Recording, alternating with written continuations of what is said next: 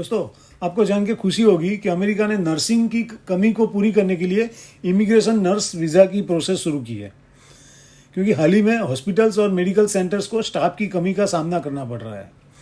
महामारी के दौरान रजिस्टर्ड प्रोफेशनल नर्स को खोजने का और एक जॉब पर रखना बहुत मुश्किल भरा है और कोविन केवल बढ़ रहा है।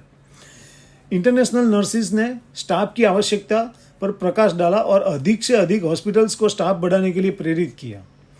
डिपार्टमेंट ऑफ लेबर अनुसूचित करता है कि अमेरिका में नर्स स्टाफ की अछत है और अमेरिका में परमानेंट रोजगार पाने के लिए डिपार्टमेंट ऑफ लेबर से प्रेम लेबर सर्टिफिकेट लेना आवश्यक है।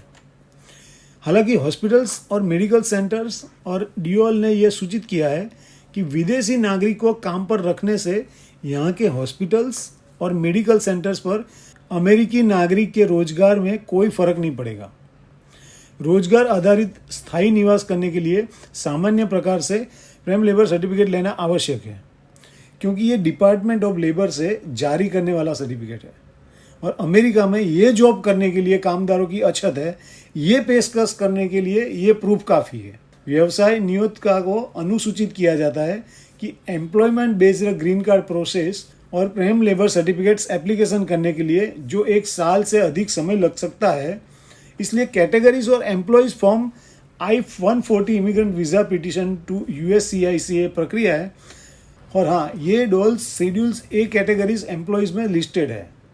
प्रोफेशनल नर्सिस जिनके पास लाइसेंस सर्टिफिकेट है और जिनका बेहतर एजुकेशनल है, वो एम्प्लॉयज़ फाइल कर सकते हैं। I-140 पिटिशन ग्रीन कार्ड के लिए नर्स को स्पॉन्सर करना और F1 OPT स्टेटस पर काम कर सकते हैं। व्यावसायिक व्यवहारिक तालीम अवधि के तहत EAD नर्स को स्पॉन्सर कर सकते हैं और एक एम्प्लॉयर लेवल पर अमेरिका के बाहर के नर्स को भी स्पॉन्सर कर सकते हैं। टर्म्स ऑफ एम्प्लॉयमेंट की तहत I-140 पिटिशन तैयार करें और schedule a nurse petition I-140 file कर सकते हैं। I-140 पिटिशन के लिए प्रीमियम प्रोसेसिंग अवेलेबल है। USCIS 15 दिनों में प्रोसेस करेगा। कुछ देशों के व्यक्तियों के लिए जहां वीज़ा अवेलेबल नहीं है, वहां पर बैकलॉग है, जैसे कि चीन और भारत। उन्हें I-485 जमा करने के लिए प्रतीक्षा करनी पड़ सकती है।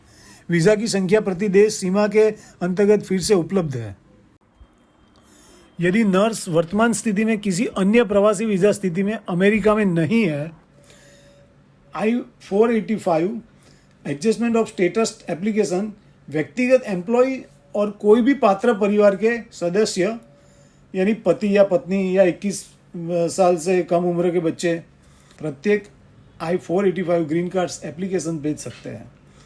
I-40 पिटीशन के साथ या I-40 पिटीशन के बाद कार्ड आवेदन अप्रूव किए गए हैं तो नेशनल वीज़ा सेंटर में I-140 पिटीशन काउंसिलर प्रोसीड अनुसार सबमिट कर सकते हैं। उनके बाद नर्स को उनके इमिग्रेंट वीज़ा अपॉइंटमेंट के लिए राह देखनी पड़ेगी। मौजूदा वेतन निर्धारण में DOL के लिए 5 महीने या उससे अधिक समय लग सकता है और एम्प्लॉयर के पास बिगर कोई होद्दा मान्य PWD हो सकता है, ताकि जब कोई नियोक्ता प्रयोजन की आवश्यकता वाली नर्स को काम पर रखने के लिए तैयार हो, वो मौजूदा वेतन विलंब की प्रक्रिया किए बिना सीधे USCIS को ऐसा कर सकते हैं।